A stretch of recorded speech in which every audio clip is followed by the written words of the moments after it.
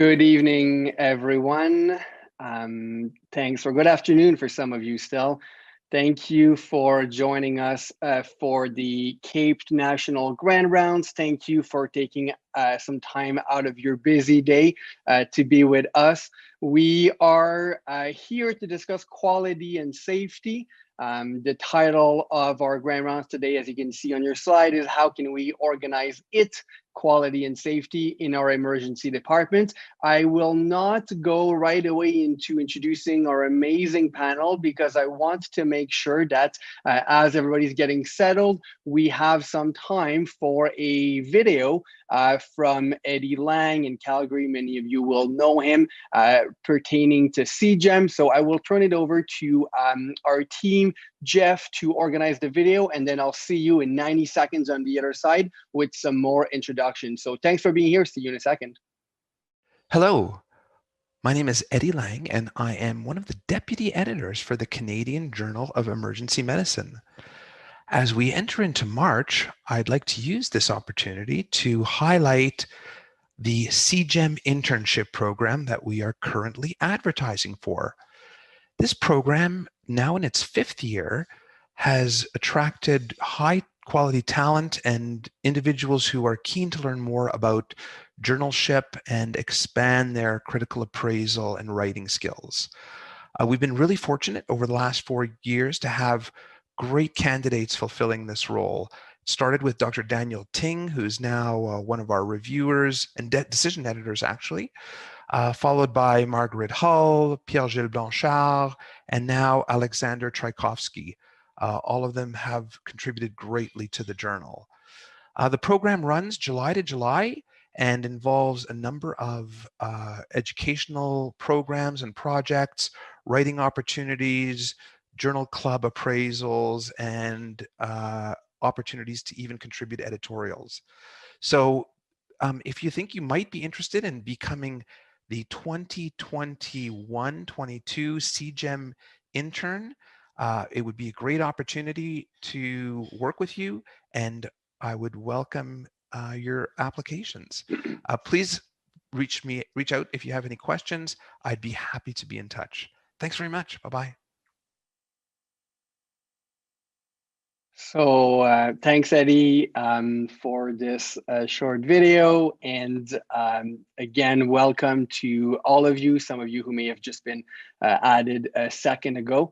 And so, as you know, we are here for our CAEP National Grand Rounds. And without further ado, I'm going to introduce our panelists. You see their names right here, and you will see their faces in a few minutes.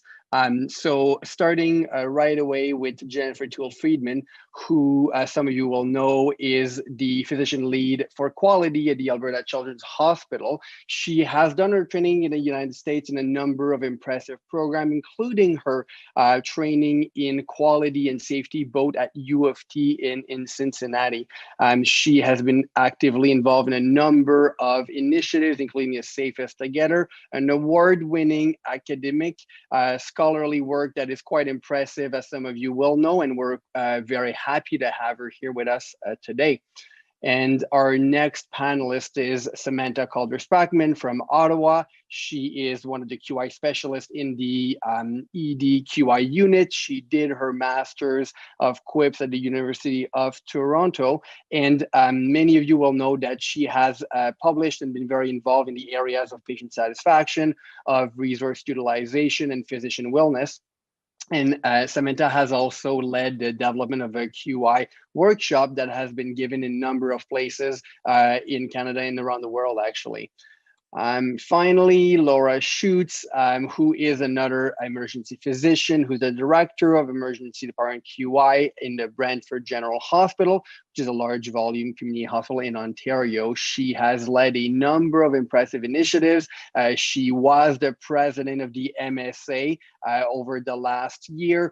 Not an easy feat in a pandemic year, as you can imagine, for a thriving hospital, and has been involved in the emergency department return visit quality program. This is where I have worked the most with Laura and been impressed with her amazing creativity in terms of improving the way that we can do things locally as well as a provincial level. And finally, me just to equal things out and make sure that we didn't have only superstars, to just try to equal it out.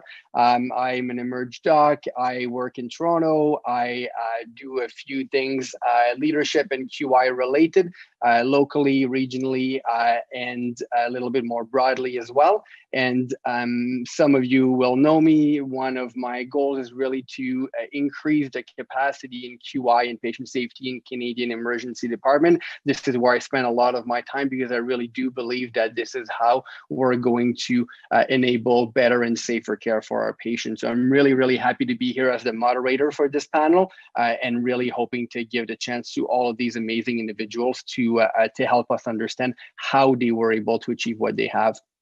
We don't have any disclosures, but we're open for business if any of you have great ideas.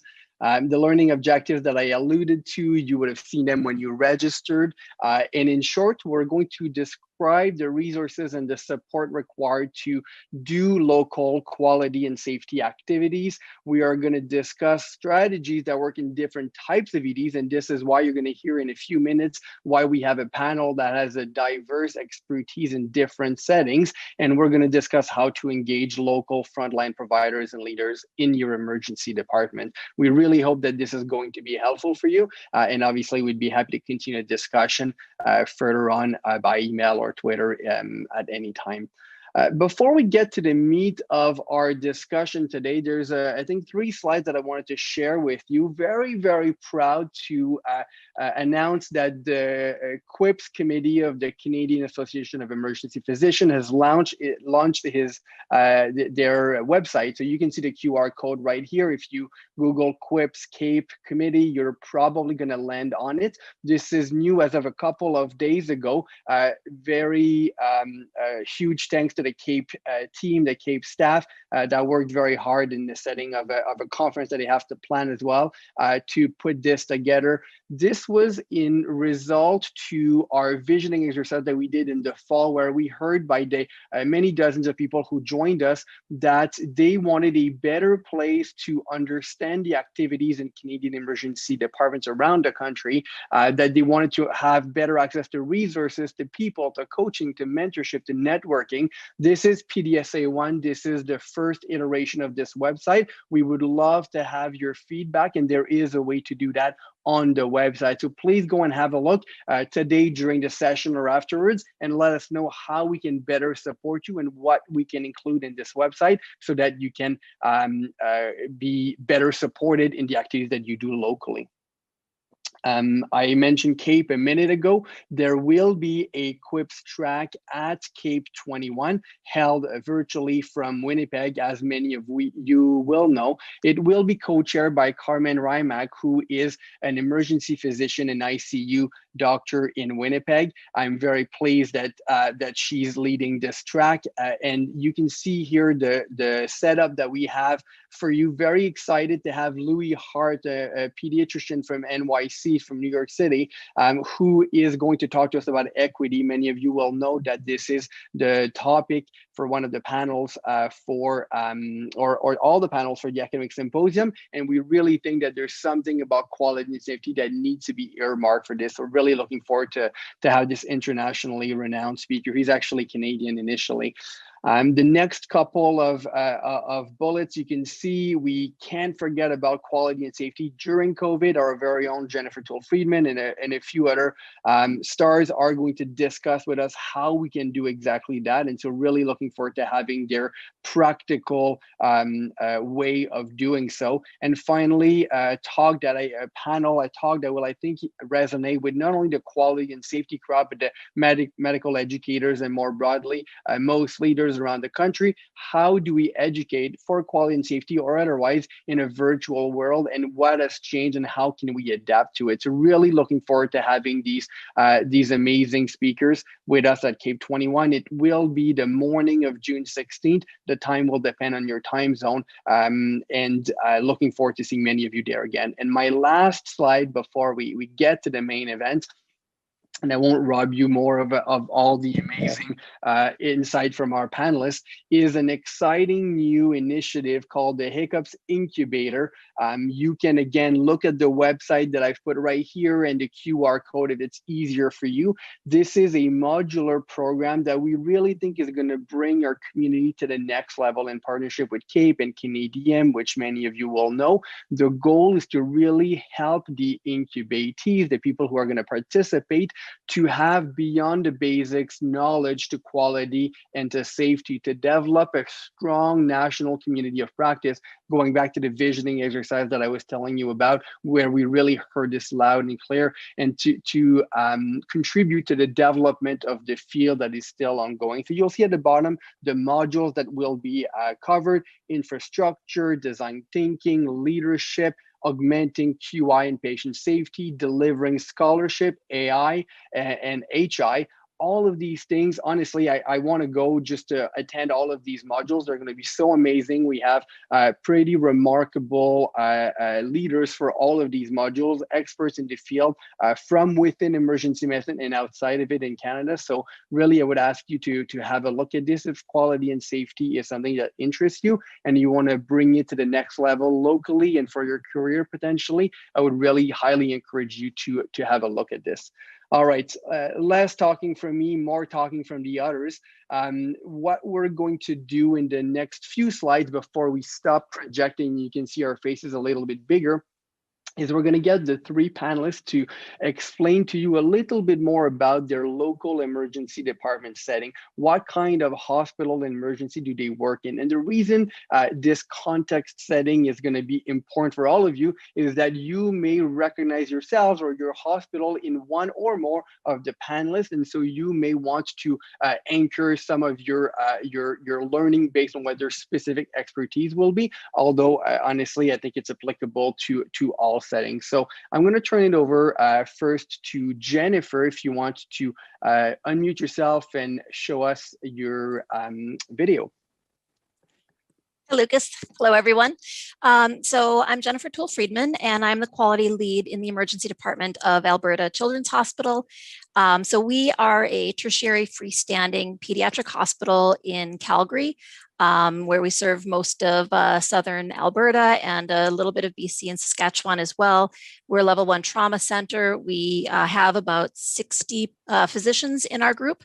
Most of us are exclusively pediatric emergency physicians, but about a quarter of our group also practice adult emergency medicine at several other sites in the city.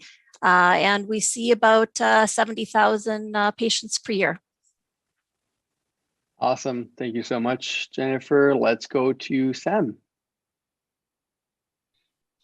Thanks, Lucas. So I'm Sam Calder-Sprackman. I'm an emergency physician at the Ottawa Hospital. For those who don't know, the Ottawa Hospital is a large tertiary care center. We have 2 ED campuses and see approximately 180,000 visits per year pre-COVID. We're the main regional referral center for trauma, stroke, neurosurgery, thoracics, oncology, and vascular emergencies. We have a large physician group, approximately 90 doctors, many of which have niche interests and established portfolios in different areas. We have many learners that rotate through our department, 50 to 60 emergency residents and fellows, as well as off-service residents. And then at each campus, we have approximately 150 nurses, plus allied healthcare professionals. Thanks, Sam, much appreciated. And finally, Laura. Thanks very much, Lucas. So I'm Laura Schutz. I am an emerge doc in the community hospital. So I work for Brant Community Healthcare System. We have 2 sites actually. So one is a urgent care in Paris, which is run mostly by family physicians, but they're part of our ER group. And mostly today I'll be speaking about the Brantford General Hospital, which is a large volume community hospital. We see around 58,000 patients per year through the doors at the BGH. And we're a hospital that's affiliated with McMaster as well. So we do get learners. We have a residency program for family medicine residents and get ER residents and students through our hospital as well. So that's a little bit about us.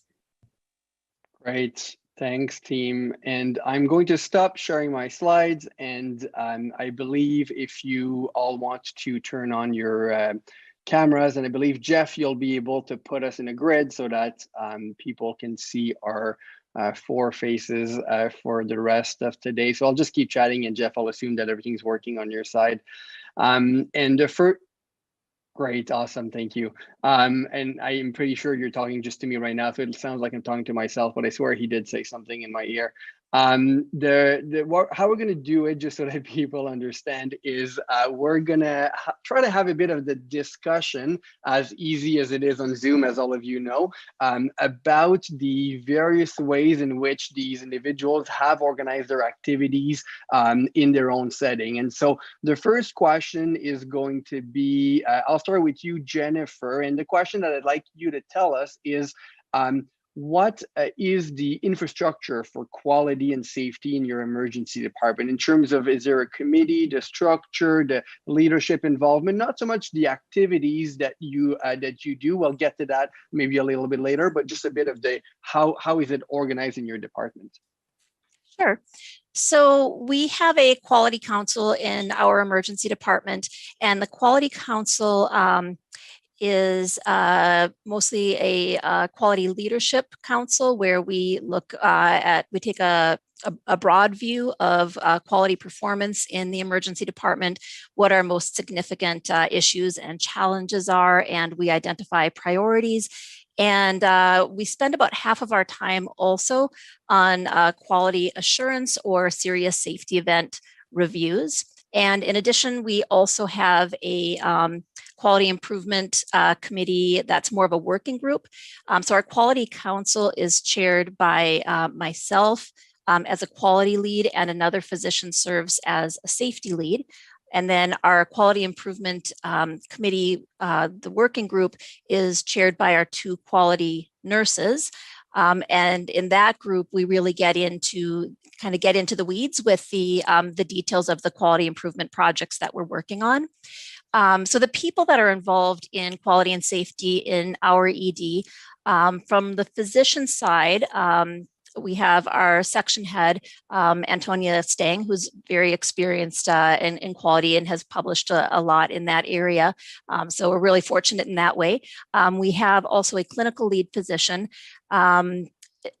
Years back, I was the quality and safety lead, but as my portfolio grew and as more people became interested, we were able to split that role into me being a quality lead and another physician being the safety lead.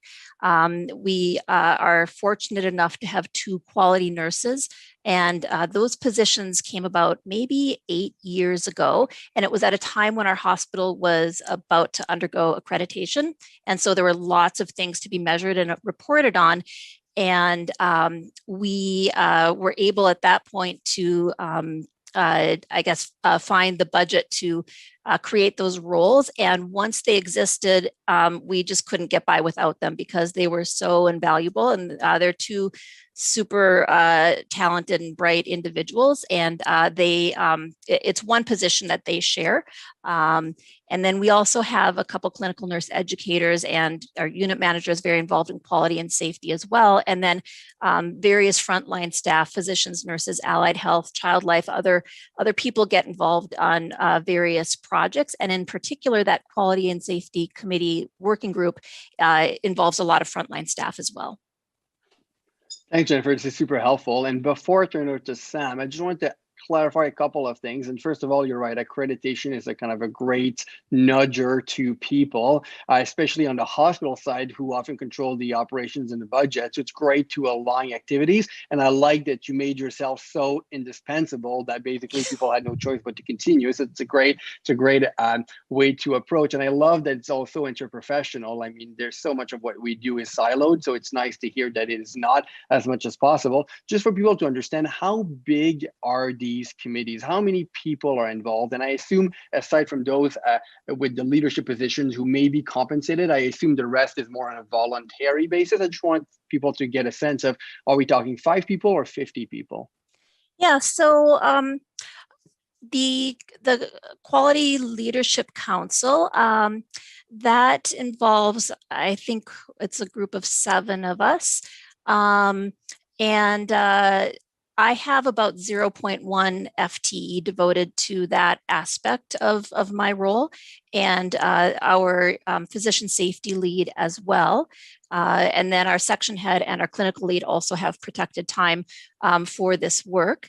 The quality nurses do as well. And so those of us who are on that quality leadership committee, we do have that degree of protected time for our work, which we greatly appreciate. The Quality Improvement and Safety Working Group, that involves a lot of frontline staff, and we also involve our fellows in those committees as well. And many of the individuals are, the physicians are not compensated for their time on that committee. We don't therefore ask them to do a lot of time-intensive work on the quality improvement projects, mostly to be able to contribute their perspectives and expertise and help out to the extent that they're available. And then when nurses attend that meeting, the frontline nurses, they are compensated at an hourly rate for their meeting attendance, but they often don't have a lot of additional time to take on projects. So we do have to get a little bit creative in sometimes when we are getting perspectives and feedback on QI projects, we're just walking around on the floor and talking to people during shifts and so forth. But yeah, we're very lucky to have quality nurses that have protected time that they're compensated for, and we really couldn't get by without them. Thanks, that's super helpful. And you're right, we'll get to COVID and how can we engage people with all these challenges. And don't worry, 0.1 FTE in Alberta is still worth 25 FTE anywhere else in the country. So you're all good. For now. I know. I didn't want to be so negative, you know. Samantha, why don't we go to you for the same question? All right.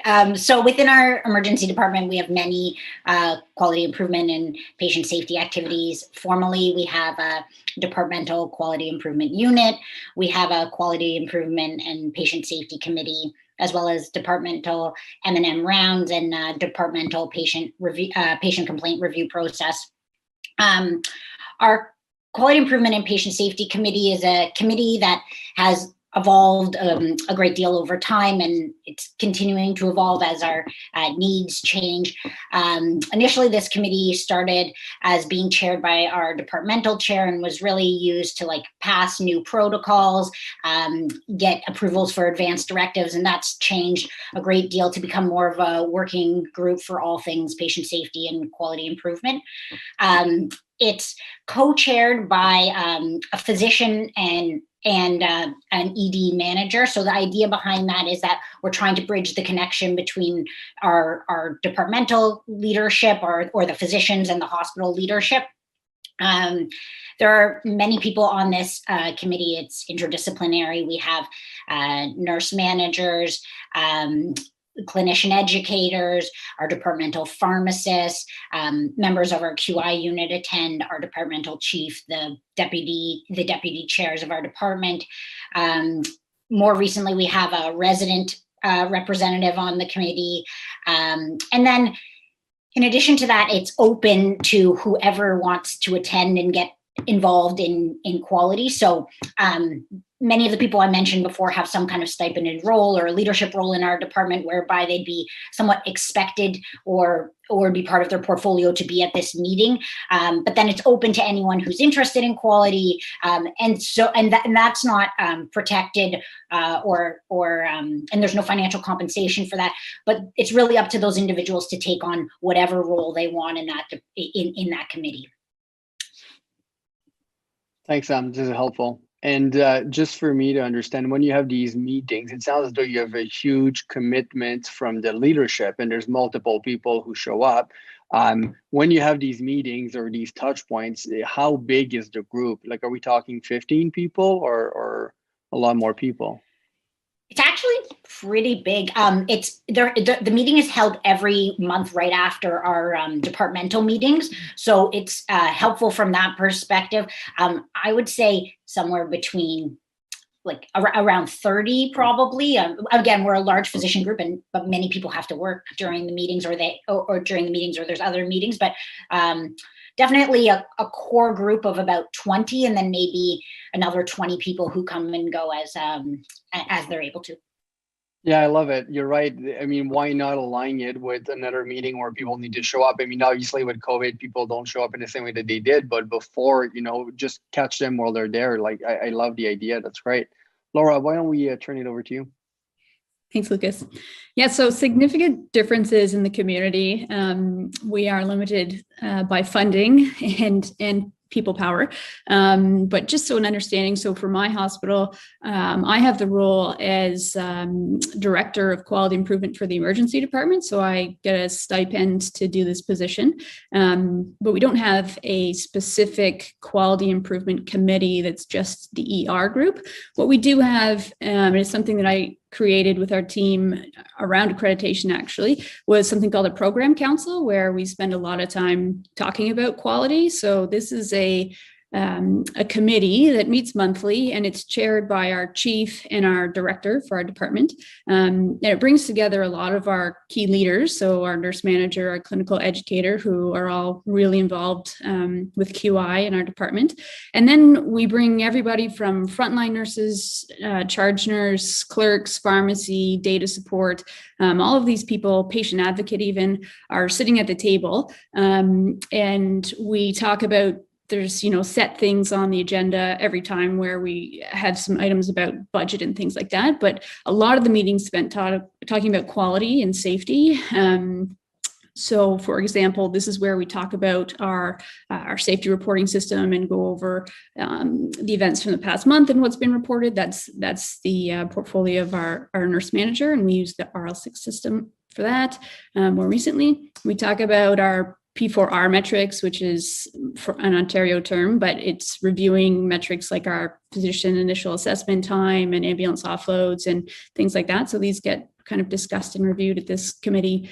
And it's a place where we talk about kind of our ongoing quality improvement projects and where we can get input from people and kind of create fan out committees from here if we need to. So when we're working on a project, we can say, okay, let's take this offline and chat about it further with people. So that's sort of our approach to that. The other thing that we do in the community hospital that our chief is really excellent at is having a staff meeting that's really engaged and gets a lot of turnout and focuses on quality a lot, whether it's myself talking about it or even things my chief is doing, or we have kind of several other leads in the department for scheduling and business and education and stuff. So it comes up at our staff meetings frequently too. That's great. Thanks for all of this.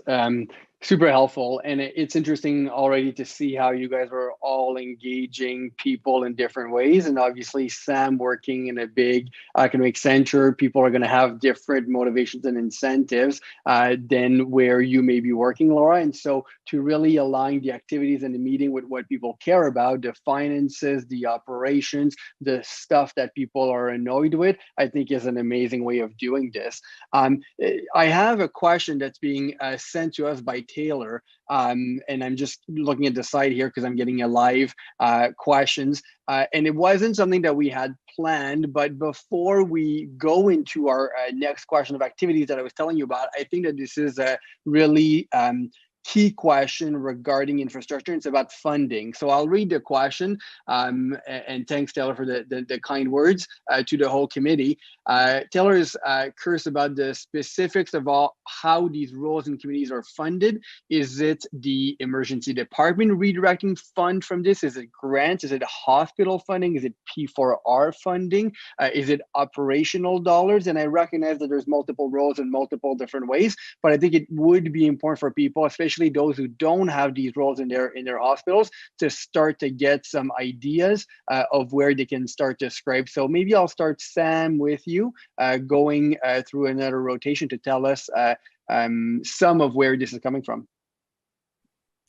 Sure. So our quality initiatives within our emergency department are funded in a variety of different ways. Like I said, some of the people have stipend roles that have been chosen or supported by our emergency department, and within their portfolios, they're expected to do quality work. And some quality funding for our department comes from TOHAMO, which is the Ottawa Hospital Academic Medical Organization. And that organization gives funding to all departments in our hospital based on certain deliverables that they have to do, and they have to report all of their quality initiatives each year. So some of that the funding comes from a variety of different places, and then goes to support quality initiatives that way. Thanks, Sam. Laura. Yeah, so for us, my role is really the only funded role, and it comes out of our group. It's AFA. So we have a chief that's really democratic and has kind of created several sub-leadership positions within our group. And as a group, we've agreed that this will come out of our AFA funding. So that's where I get my stipend from. Thanks. And I'm sure as projects, just to add that on, it's just like legwork and volunteering. Yeah. Yeah. Which is always a tough part, and certainly I'm sure changes the relationship with the various stakeholders, right? When the money comes from people's pockets because they've decided that this is important, it will create some tension that I'm sure people can recognize. Jennifer. So our physician funding is coming either from the Department of Pediatrics or from our healthcare organization, Alberta Health Services. The nursing funding is through Alberta Health Services. And we occasionally have some project-specific grant funding. Usually when those of us who have an academic component to our portfolios have received grant funding that can sometimes support a project, including maybe extra nursing hours or extra quality consultant hours. That's probably the minority of the work that we take on. So a lot of the quality improvement work is, and we don't really have an operational budget. So most of the safety and quality work that we do is unfunded, with the exception of a few projects. Thanks. And I'm getting more questions from Sharon. This one, it's great. We can't even get through our own questions, but they are relevant. And Laura, I think you did address that, so I'll start with you.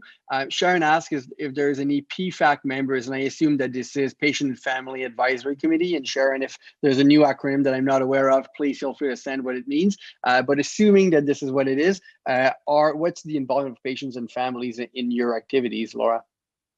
Yeah, so this was something that we tried really hard to improve as we went through accreditation, I guess, a couple of years now. And so we do have a patient family advisor that sits on our program council, and actually he's been invaluable. I think we have two now, but it's really a great place to have these people sitting, and I think they provide perspective that a lot of the times we wouldn't recognize and think about, and he brings up some really important points. So yeah, he's there and he's hearing about the high level stuff. Sometimes he does come and sit on sort of smaller group meetings too, but he's definitely sits at the program council with us monthly and hears all the summaries and the discussions about ongoing of projects and things like that. Yeah, that's amazing. Jennifer.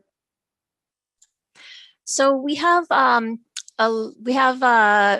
patient and family members that are involved in various projects that we're working on, like the pain QI work, some mental health work that we're doing right now. We have a patient family advisor in that, and our site hospital or hospital-based quality and safety committees we do as well. We don't have one as a permanent member of our quality council. It is something that we're exploring because I think that perspective is really valuable. And we, the patient family advisors that we're working with in our projects, we have gotten to know quite well, and they've contributed quite a bit. So I think that's an area where we're expanding now. Thanks. Sam? So similar to Jennifer, we don't have any patient advisors on our departmental quality improvement and patient safety committee. However, we do make efforts to engage patient advisors on our QI projects early on. So they're kind of working with us on targeted projects throughout the entire project. And those patient advisors are often different depending on our needs and the patient experiences. One new addition that will be starting as a member of our Quality Improvement and Patient Safety Committee is we're going to be having somebody from the hospital side who is involved in patient complaints, who's going to be joining. So that will be interesting to see how that works. But I think it'll be a great addition. Thanks.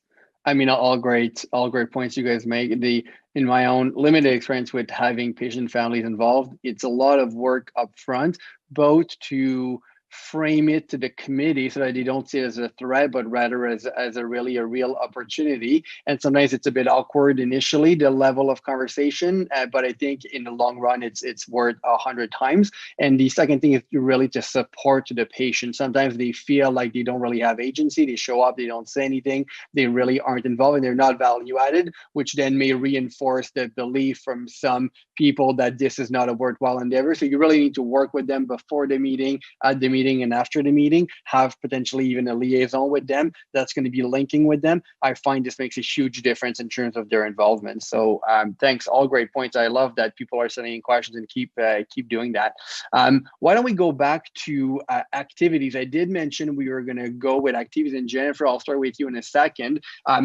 Some of you have discussed some of your activities, and I'll leave it a little bit open about what you want to talk about. Is it the QA, the chart audits, the M&M, the simulation, the QI projects, the academic endeavors? And because we did talk and we obviously all know each other, I do know, Jennifer, that you in your hospital have a specifically strong reporting learning system to learn from patient safety. So I'd love to hear a bit more about that. I'm sure others would as well, but I'll open it up to you as well.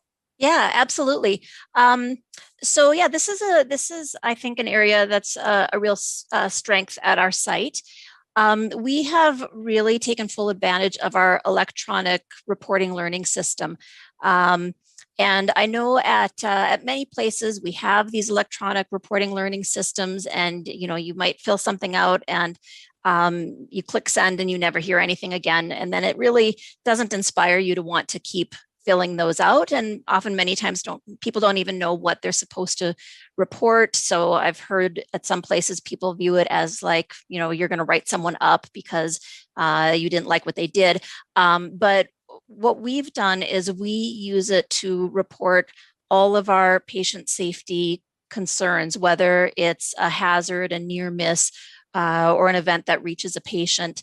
And what we did was we were able to add physician readers to that reporting learning system. So the safety lead physician and I both get a copy anytime anybody submits they're called RLS reports, with the area of our emergency department indicated. So that comes straight to my email. And when we first started doing this, we let all of the physicians know that we would be doing it.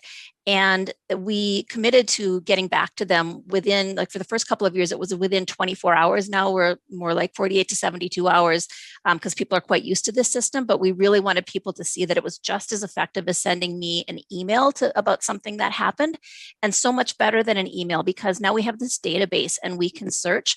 So those reports, they still do go to our safety department at Alberta Health Services, and they do their summary statistics and so forth.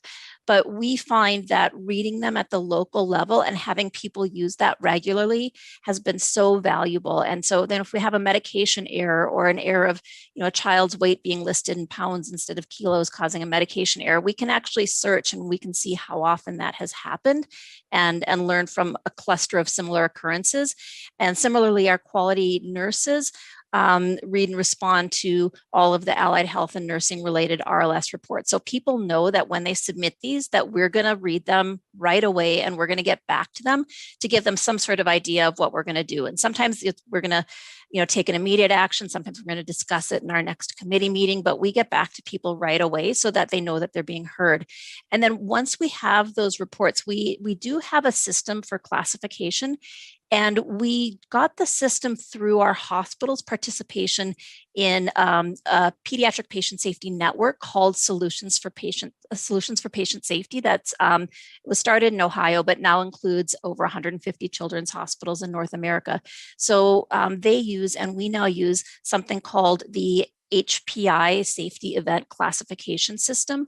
So we're able to use an algorithm and classify the degree of harm related to every safety event. So it can be a precursor event, it can be a serious safety event. There's a whole classification system.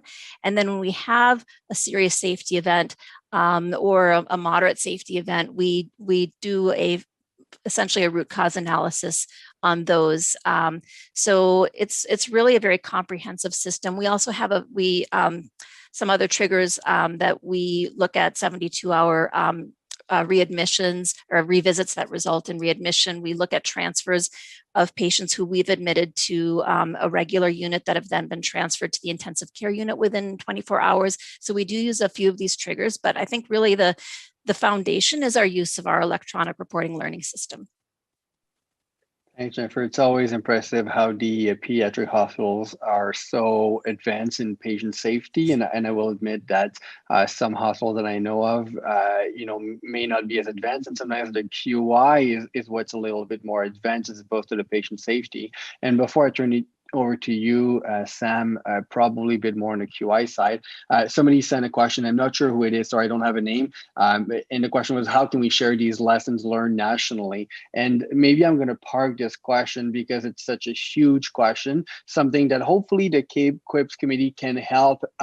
Repositories become stale as soon as you don't update them. And if people don't input the time, then you can't output meaningful data. And because the settings are always different and the PHI is a problem, sometimes by the time it's being inputted into this database, it's not as helpful. I know in Ontario, HQO tried a few years ago, and I was part of that, and it unfortunately wasn't as successful as possible. So maybe I'll ask the person who asked this question, which is a great question, and I'd love to think about how we can do this better, to reach out to any one of us. And I just realized now that we haven't shared our email addresses, and I'm not sure that I've asked you guys if you were willing to, so I'll share mine at some point, and I'll pull everybody in at some point so that we can have an ongoing discussion. At the end, I'll try to remember to share my email because I do think that these questions are super important, but maybe hard in this format to discuss. So Sam, I know that in your unit, the QI unit is robust, it's strong. There's so many ways that you guys are doing amazing work. And I'm interested to hear more about it, the activities that you do, how it relates internally and externally to the different units. I know the OM3 is a model that you guys have developed and are using across the hospital. I mean, so many questions. Pick one and tell us more about the activities that you're doing, because they're all amazing. All right, so I guess I'll tell you guys a bit about our departmental QI unit. It's kind of an interesting format, and it's something that was created 5 years ago by Dr. Edmund Kwok and Dr. Lisa Calder. Basically, it's a separate unit from the hospital mandated patient safety and QI activities, and it's specific to our emergency department. So it's supported by our emergency department and essentially has a mission statement to support QI projects in emergency medicine that are impactful using QI methodology, and also to promote academic dissemination. So part of what makes this unit great is that there's some support from our leadership. There's some funding for the director of QI position, some administrative support. There's protected time, a physical space. And over the last 5 years, this unit has really grown to be kind of a hub of all things QI. So everyone within our department knows about the QI unit. They know they can go to the QI unit if they want some guidance or leadership on a QI project or initiative that they have.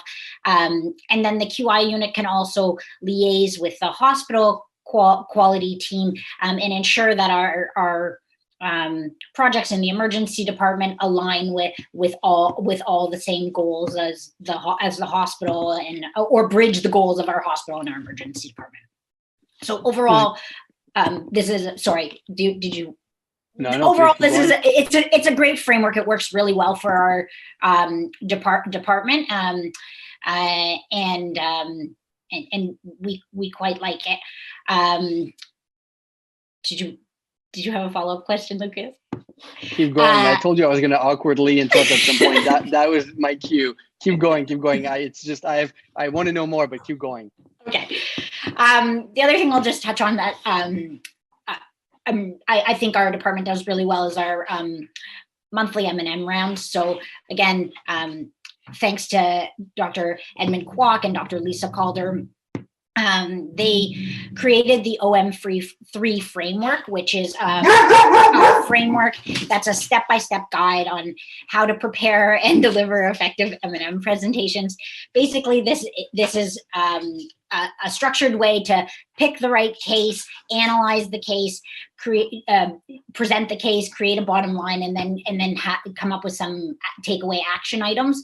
So everyone in our department has kind of been trained to think about patient safety issues or M&Ms in this framework. It's thanks to their leadership, it's presented in this format every month, and then the actionable items are taken away from those M&Ms and presented at our quality improvement and patient safety committees. And many of our QI initiatives are directed at improving those safety events. And I think that's, you know, been really effective at creating some positive change in our department. Thanks, Sam.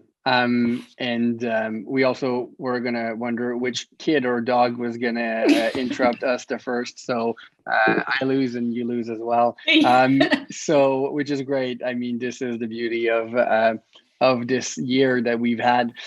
So thanks. This is awesome. What I was going to reflect on is that both of you talked about the responsiveness of the team to the broader group. So to make sure that people are heard, and I think it's something that's really important for the engagement of people, is that if people come with complaints, with concerns, or with good ideas, and they don't hear back, and you don't close the loop, and you're not there, then they're going to lose faith in you. So I think that this is so important to engage people and to get the buy-in of your team. So thanks to both of you for mentioning it. Laura, I'll turn it over to you. Thanks, Lucas. Yeah, so we've done lots of projects at my site as well, some that I'm really proud of, like working on our STEMI times and totally revamping how we do stroke care. But I think I'll talk about the one that requires the biggest engagement and I think has been valuable for our group, which is sort of a thing that I've done through the return visit program, which people in Ontario will be familiar with, but just in case you're not, this program is a program that requires emergency departments to review charts and do chart audits to look for QI issues on patients that have had a second visit to the emergency department. So they've had an unplanned return visit that's led to an admission. And often we review cases that lead to death, and STEMI, subarachnoid hemorrhage, so like major diagnoses. But at our center, we sort of expanded this, or I expanded it quite significantly and made it into sort of a learning atmosphere for our docs. So I lead small group sessions where I usually have like 10 physicians that would come and I teach them how to review charts and how to look for quality improvement issues, and sort of teaching them kind of the basics of what different issues we're looking for, and how to go through sort of the process of chart reviews really specifically and in detail. The other thing that we do that I'm a really huge proponent of and think is really important is kind of talking about mistakes, and that nobody goes to a shift intending to make a mistake or harm a patient. And so we take time to debrief together some of the tough cases that come up when we do these chart reviews, and recognize together how the system problems contribute to some of these things that are happening, and put our minds together to think about how we can improve these system problems so these issues don't happen again. The other thing that I've done with the program for community hospital that I'm proud of is, and I know lots of larger centers do this too, but all of our docs now get individualized reports showing all of their patients who have had return visits, so that, you know, after they've done these sessions with me where we've learned about chart reviews and stuff, they can do it on their own for their own cases and sort of make their own assessments based on the reports that they're getting. So that's one of our big things that we like to do. Thanks, Laura. And I was looking to the site because I'm putting in the little document, Gail, for you to share with the group, is the paper that was recently published about the program that you were referring to, the Return Visit Quality Program, just for those of you who are not familiar with it, so that you can potentially have a look at it and learn a little bit more either now or later. It is, I mean, in my super biased opinion, a great program that was designed out of work done by Elisa Calder from Ottawa and a number of other people. And so I agree with you that this is a good mechanism to engage people. And very often, to your point about the STEMI turnaround time and all these other projects that you've done, it's often easier to engage people around a concerted project idea or improvement effort, especially if it's something that's annoying them, like I was mentioning earlier, as opposed to saying, well, come sit on this committee and we're going to have a meeting and talk about stuff and nobody cares about this. But if you say we actually have a deliverable and an idea, it's often a better way of engaging people. So why don't we actually talk about this specifically, about engaging people? And maybe Sam, I'll start with you if that's okay. I want to understand both before COVID, but maybe during COVID as well, how you have found that you were able to engage people, the frontline people, the interprofessional people, the leadership. How can people who are listening to us right now, who may not have the robust program bandwidth experience that you guys have, how can they have a couple of tricks and pearls? And I recognize that people do, MBAs about change management and how to engage people. So we're not going to do it justice in 5 minutes, but just a couple of thoughts based on your experience about how we can do that. So based on my experience, it's generally pretty easy to engage people who have stipend positions or who have protected time to do work. The people that are the hardest to engage are the frontline providers who are see gaps in care or angry with certain system issues, but don't necessarily have the time or financial support to invest further in the project or in the issue.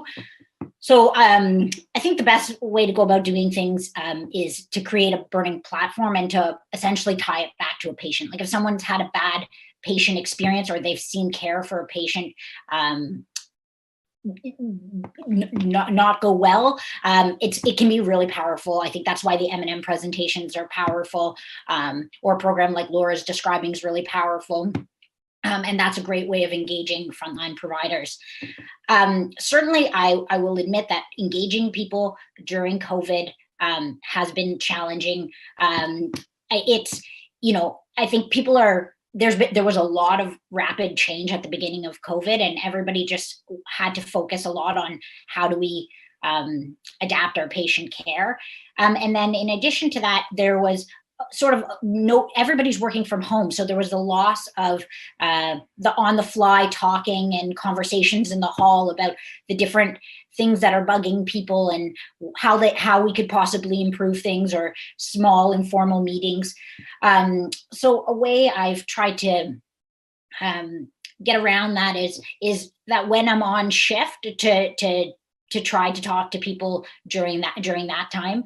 And then I've actually had to be a little bit more formal about my, when I want to engage people, by creating virtual meetings if I need to target a specific person, which wasn't my approach pre-COVID.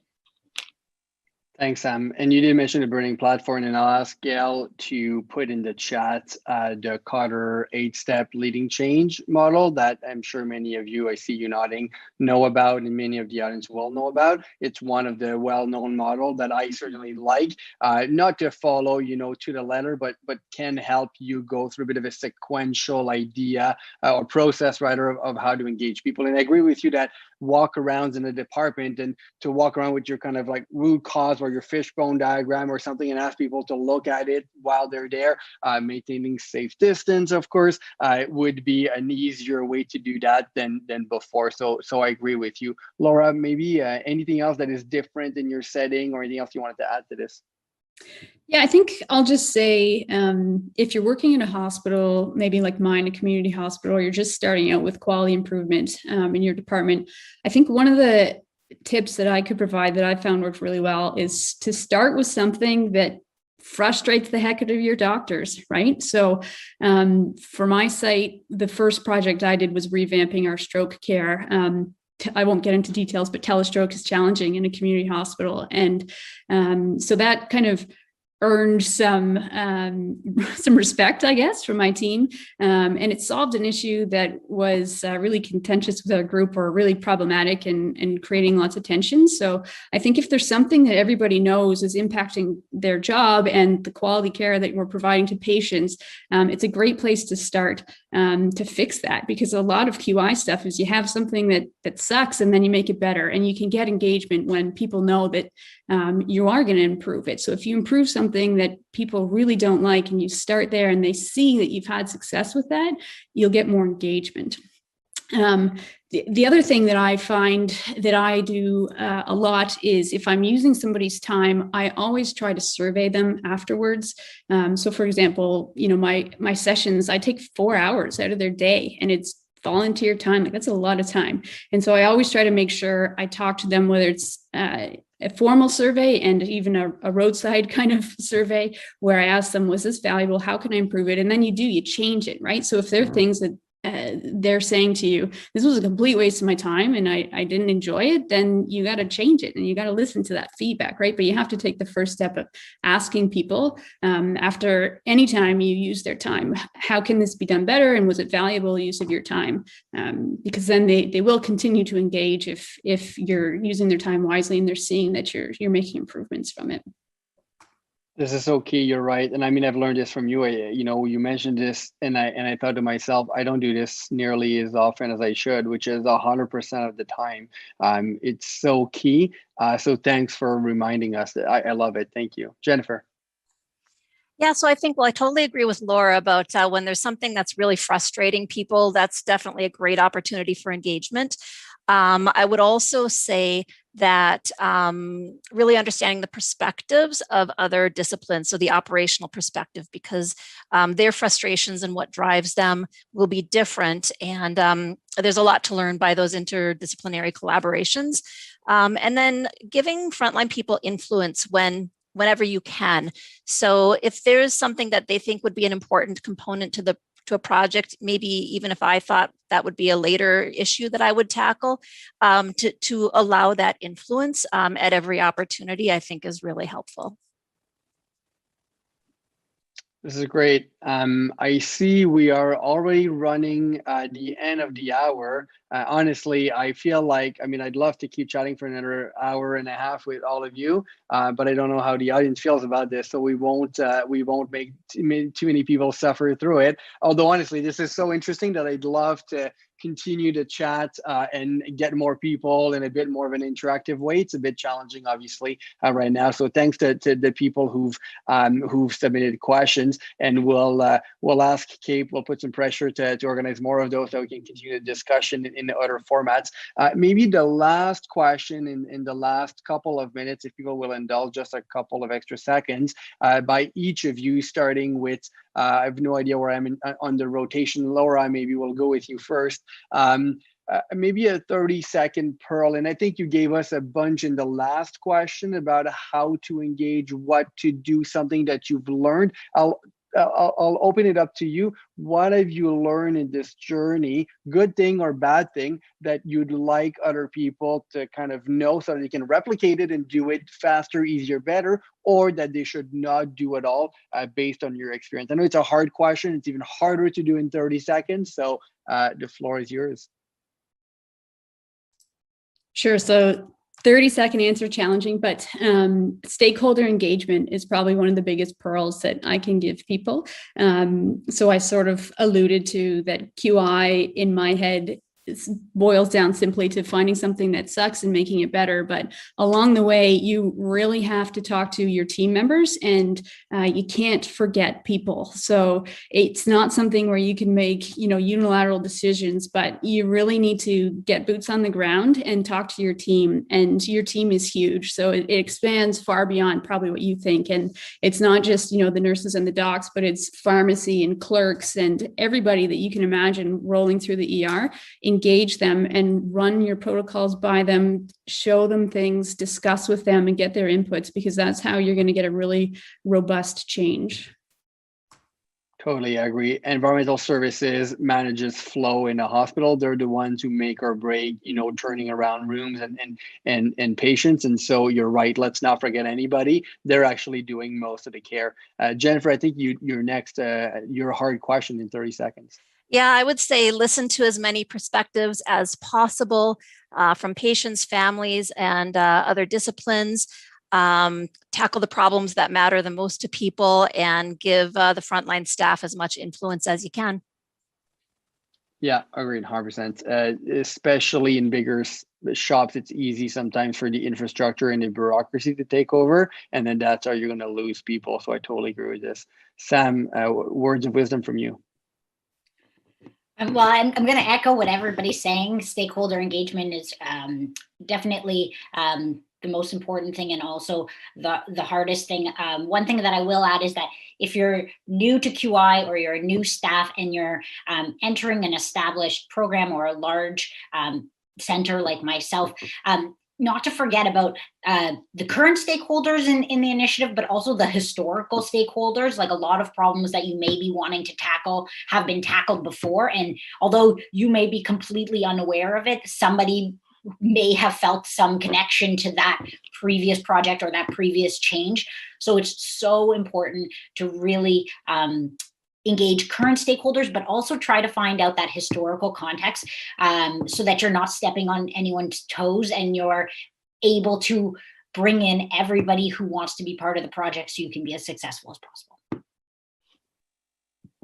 I love it. I mean, there's a story, and I'm going to mess it up, that says that if you walk on the road and there's a big boulder, a big rock in the middle of the road, before you move it to the side, make sure you understand why it was put there in the first place. And so that's exactly what you're saying. People have done things, they've tried things, they've probably failed, and you're not special. I'm not special. None of us are special. And so if we try to do the same things without understanding what has happened before, we're likely going to fail. So I love all of this.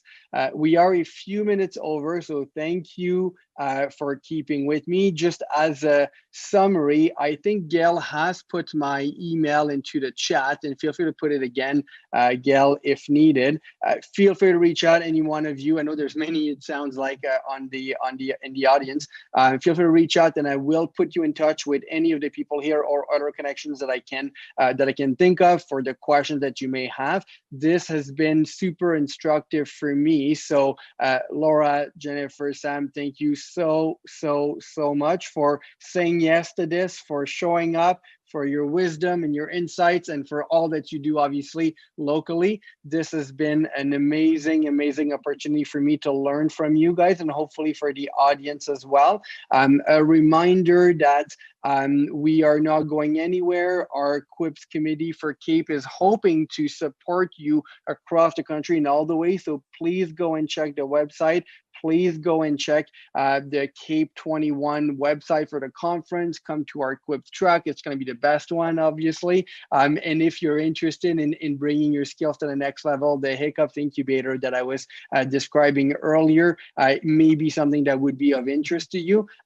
In all of these ways and many more, we hope to help you provide better care in your setting and in your emergency department. So again, I'm going to stop here by saying thank you one last time, and see you guys next time.